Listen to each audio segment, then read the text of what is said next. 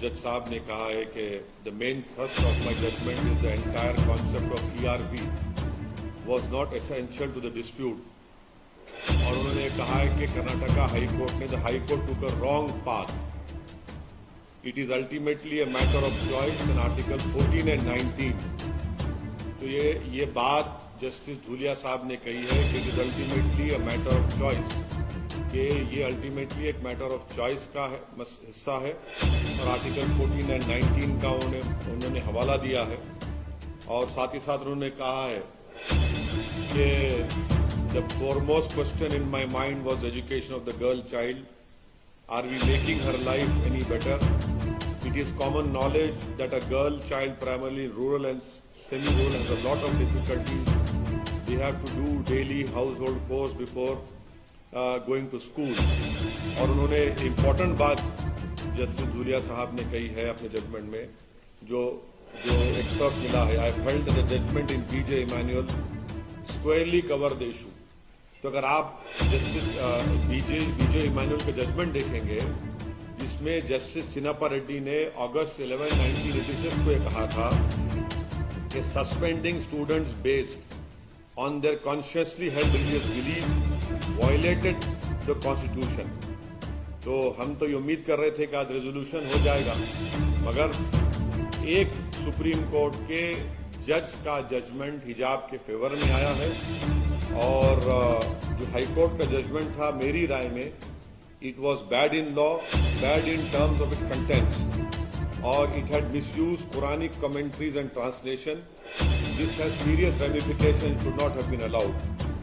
یہ جو کرناٹکا کی مسلم لڑکیاں حجاب پہن رہی ہیں اس لیے پہن رہی ہیں کیونکہ قرآن میں اللہ سبحانہ و تعالیٰ نے ان کو یہ کہا ہے حکم دیا ہے اور وہ اس لیے پہن رہی ہیں کہ قرآن میں اللہ نے کہا ہے.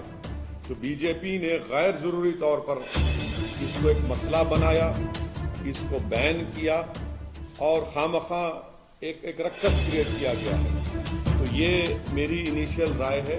اب جب ججمنٹ پورا اپلوڈ ہو جائے گا اور جو ہم کو ملے گا تو پڑھ کر اس پر اور تفصیل سے ہم آپ کے سامنے بول سکیں گے.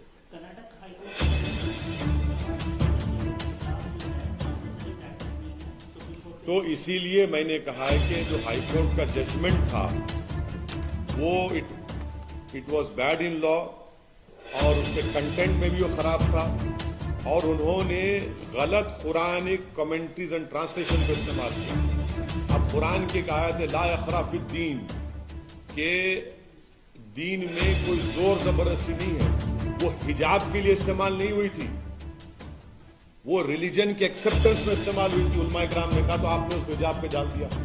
تو اسی لیے ہم نے کہہ رہے ہیں کہ وہ غلط تھا. وہ آنریبل ججز نے وہ غلط مس یوز کیا بلکہ قرآن کمنٹریز اور ٹرانسلیشن کو.